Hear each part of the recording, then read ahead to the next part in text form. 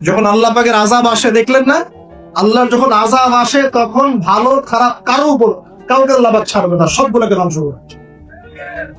আল্লাহ পাক সূরা কোরআনেও বলেছেন, ওয়াত্তাকু ফিতনাতান লা তুসিবান্নাল্লাযীনা যালামু মিনকুম খাসসা, তোমরা সেই ফিতনাকে ভয় করো, আল্লাহর সেই পরীক্ষাকে ভয় করো যা শুধু জালেমদের উপর খাস করে আসবে না, সবার উপরে আসবে।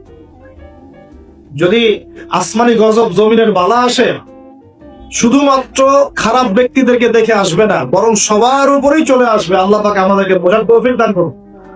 নবী সাল্লাল্লাহু আলাইহি ওয়াসাল্লাম একদিন ঘুম থেকে উঠে বলছেন, লা ইলাহা ইল্লাল্লাহ, লা ইলাহা ইল্লাল্লাহ, ওয়াইলুল লিল আরাব মিন শাররি ক্বাদ ইখতারাব। তখন যায়েনাব বিনতে জাহাশ রাদিয়াল্লাহু আনহা বলছেন, ইয়া রাসূলুল্লাহ, আনুহলিকু ওয়া ফিনা সালিহুন, আমাদের মধ্যে সৎ মানুষ থাকা সত্ত্বেও কি আমরা ধ্বংস হয়ে যাব? তখন নবীজি বলছেন, নাম, অবশ্যই ধ্বংস হবে। ইযা কাসরাতুল খাবাস, যখন অশ্লীলতা ছড়িয়ে পড়বে তখন আলেম জালেম সব ধ্বংস হয়ে যাবে।